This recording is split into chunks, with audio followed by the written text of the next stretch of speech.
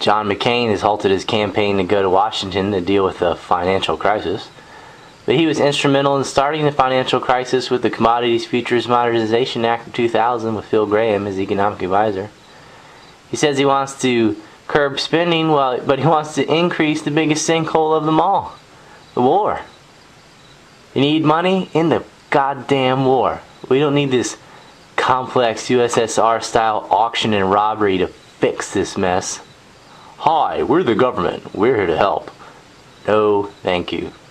Stop deficit spending and predatory lending. This didn't come out of the blue. People, especially Ron Paul people and upstream media, saw all this happening from many miles away. It's time they started listening to us. And here's a suggestion. We desperately need money. Why not end the $1 trillion a year wars? How about ending Israel's $3 billion allowance? How about not sending Georgia $1 billion? Why not close some bases in Germany and Japan rather than extending them? There are many things we could do to strengthen the dollar and cut deficit spending. We could also stop price fixing and let the prices of houses fall so they can be bought by responsible, hardworking people who earned and deserve them. Better to take that hit than to drag it out for a decade and crush the dollar with it. $1.5 trillion bailout. That's just so far. Well, we could cut $1 trillion of that by ending the wars, if not for ethical reasons, then for economic, just so long as it ends. The U.S. is setting itself up for hyperinflation, a monopoly-like consolidation of assets, and an eventual collapse. That's no exaggeration. A collapse. A USSR-style collapse. They're now privatizing the bad assets that they created with predatory lending and credit derivative investment vehicles, which had no realistic fractional reserve ratio. It was like 30 to 1. And pretty much no insurance either, because the unregulated securities meant there was no damn collateral or reserve portion, deposits or whatever, to plug in the holes should the borrowers default, which they did. They defaulted because they got in there when the interest rates were so low, which were set by the Federal Reserve, and they were subprime to begin with, never should have had money lent to them. They had no collateral. Then the Fed raised interest rates multiple times on the adjustable rate mortgages. People couldn't pay.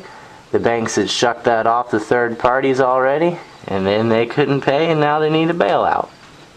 Now we've got a bunch of unpaid homes, a slew of companies that bought the mortgages from the banks, and then a few insurance companies that got locked in that as well, which was compounded by short selling, which they had to freeze. Yeah, they're trying to spend $1 trillion on our imperialism and another $1.5 trillion of corporate welfare to bail out all these malinvestments and idiots buying stuff they couldn't afford and living beyond their means. You're supposed to fail when you screw up. You don't punish the taxpayer for it or to depreciate the dollar and hurt everyone else. You want to wipe out the strength of the dollar? Why don't we just start using rubles? You know, that with this McCain and Graham bill, they combined the investment banks with deposit banks in 2000 with their stupid bill. They just jeopardized both kinds by the malinvestments, which were not even really investments but bets placed on payments. Just gambling, straight up gambling. It's a shadow economy. You see my video on that. How the fuck did they not see this coming? It has to be on purpose. Do they want a corporatocracy, which is a plutocracy, or a corporate oligarchy? Or what, you know, are they going to bring in the North American Union, combined currency, you know, a big radical change after this mess doesn't work and makes things worse?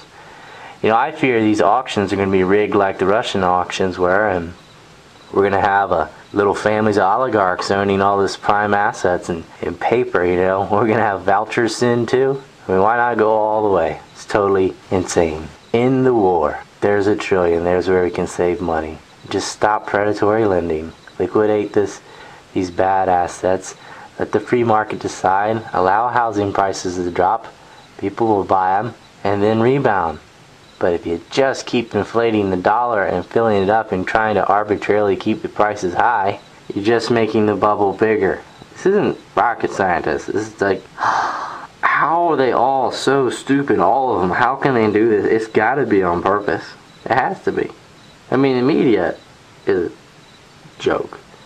They're up there fear-mongering. You gotta do what we say and let the Treasury become dictatorial, or the world's going to end.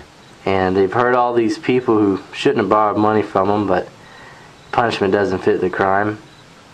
I wish we could help those people, but you know, you depreciate the dollar and then tighten loans even more because you're scared of them having any more bad ones. Then regular people can't get loans to buy houses, and you're keeping the prices high arbitrarily, so they're not going to sell, which means they're going to be sold for way under market price in these auctions, and a handful of rich bastards are going to gobble them up, which makes quasi-monopolies, and then later down the road they will sell them to third parties and make a killing, just like what happened in the USSR.